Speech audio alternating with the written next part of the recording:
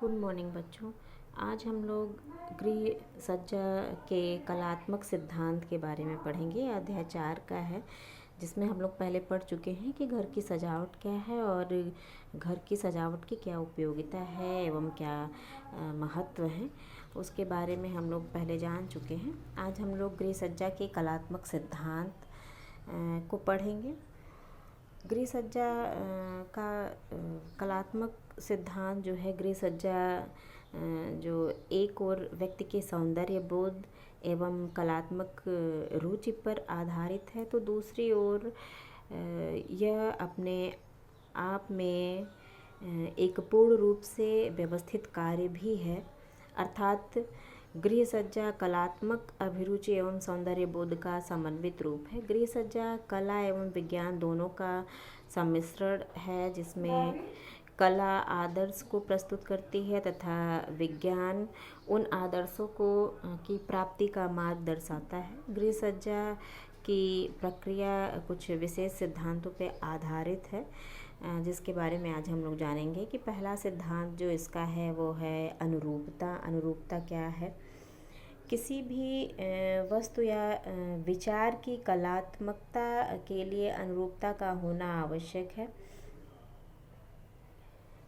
अतः घर की सजावट करने से पहले गृहिणी को इस संबंध में एक सुनिश्चित योजना तैयार कर लेनी चाहिए। पूर्व निश्चित योजना के अनुसार ही उसे गृह सज्जा के लिए आवश्यक सामग्री जुटानी चाहिए, जिससे घर सुंदर व आकर्षक दिखाई दे। कलाकृति की रचना करते समय अनुरूपता को प्राप्त करने के लिए विभिन्न तत्वों का ध्यान रखना आवश्यक होता है, जैसे रेखा तथा रूप, उसकी रूपरेखा तैयार करें। दूसरा हमारा है आकार, तीसरा है रचना और चौथा है विचार, पांचवा है रंग इत्यादि।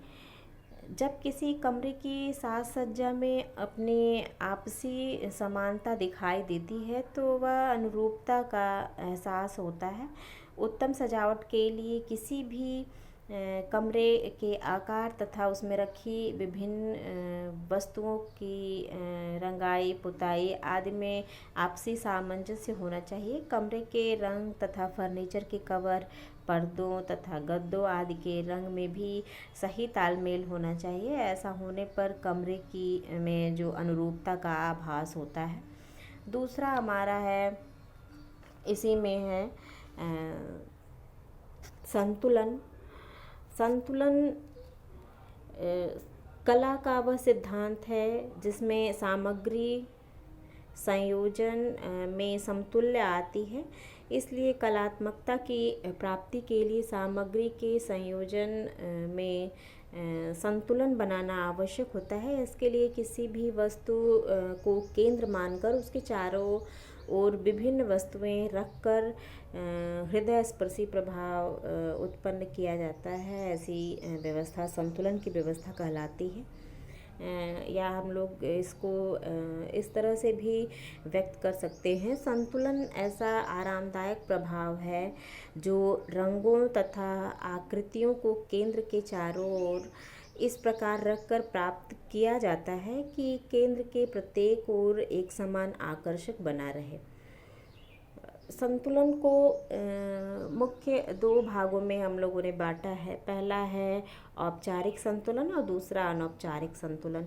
औपचारिक संतुलन के अंतर्गत केंद्र के दोनों ओर एक समान आकार तथा समान भार वाली वस्तुएं समान दूरी पर व्यवस्थित की जाती हैं। और अनौपचारिक संतुलन में है कि इसके अंतर्गत केंद्र के दोनों ओर रखी गई वस्तुओं का आकार, भार तथा दूरी समान नहीं होती।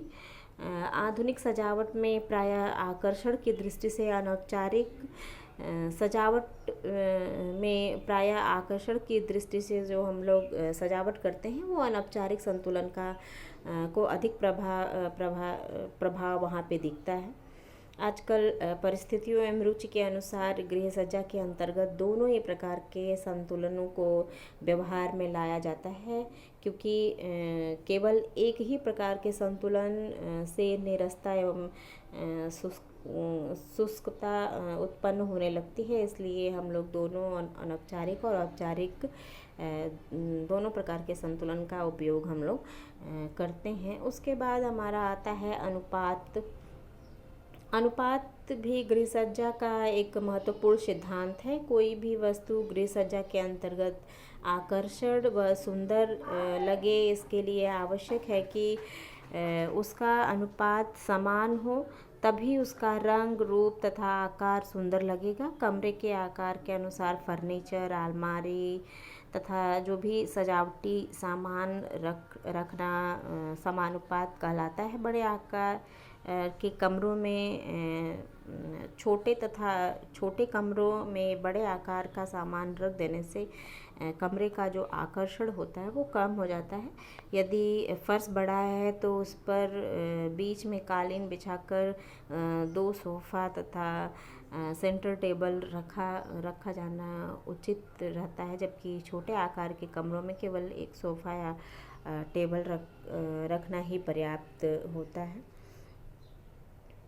उसके बाद हमारा है लय। लय जो है ये हमारा चौथा है सिद्धांत। किसी भी कलात्मक कृति में लय का होना अनिवार्य है। जिस प्रकार संगीत को मधुर बनाने के लिए लय की आवश्यकता होती है, उसी प्रकार घर के सौंदर्य में वृद्धि करने के लिए गृह सज्जा में भी लय की आवश्यकता होती है। सजावट वस्तुओं में लय होने से गृह सज्जा का आकर्षण स्वतः ही दुगना हो जाता है। कला में लय का अर्थ है एक ऐसा सरल व सुगम मार्ग जिसके साथ हमारे नेत्र किसी रेखा क्रम, आकृति क्रम तथा रंग क्रम को व्यवस्थित रूप से अवलोकन कर सके। अतः लय कला संबद्ध गति है। इसको हम लोग दूसरे शब्दों में कह सकते हैं, जब रेखाओं, आकृतियों, नापों या रंगों को बार बार किसी नियम के अनुसार या अनियमित रूप से प्रयुक्त किया जाता है तो उसमें जो संबंध स्थापित होते हैं उसे लय कहा जाता है। अर्थात हम लोग कह सकते हैं लय को पुनरावृत्ति द्वारा उत्पन्न किया जाता है और लय घर की सजावट में वृद्धि करता है। उसके बाद हमारा नेक्स्ट आता है दबाव। ये हमारा पांचवा है। दबाव यानी सबलता कला का एक आधारभूत सिद्धांत है, जिसके अनुसार सबसे अधिक महत्वपूर्ण वस्तु को केंद्र में रखकर उसके चारों ओर कम महत्वपूर्ण वस्तुएं रखी जाती हैं। प्रभावशाली दबाव के लिए सबसे पहले प्रमुख वस्तु का चयन किया जाता है और उसके बाद उस वस्तु की दशा एवं स्थान का निर्धारण किया जाना चाहिए। इसके बाद उसे केंद्र में रखकर उसके चारों ओर उपयुक्त दूरी पर अन्य वस्तुएं व्यवस्थित की जानी चाहिए। इस तरह से सुसज्जित की गई सामग्री को क्रमबद्ध कर देने पर वह और अधिक प्रभावशाली प्रतीत होने लगती है। जैसे हम लोग पेंटिंग, सुंदर पर्दे तथा फर्नीचर के समूह का उपयोग दबाव के प्रदर्शन के लिए किया जाता है। दबाव के सिद्धांत को अपनाकर साधारण एवं सस्ती वस्तुओं से भी हम लोग अपने घर में असीम आकर्षण पैदा कर सकते हैं। दबाव का कार्य अत्यंत सूझबूझ के साथ किया जाना चाहिए। दबाव की मात्रा पर भी ध्यान रखना चाहिए, क्योंकि आवश्यकता से अधिक दबाव से गृह सज्जा पर प्रतिकूल प्रभाव पड़ने की संभावना होती है। तो बच्चों, ये हमारा गृह सज्जा के कलात्मक सिद्धांत थे। कल हम लोग इसी में आगे पढ़ेंगे कि पर्दों से क्या लाभ होता है और हमारा जो फर्नीचर हैं उन खरीद में किन बातों का हमको ध्यान रखना चाहिए। कल इसके बारे में हम लोग जानकारी लेंगे। धन्यवाद बच्चों।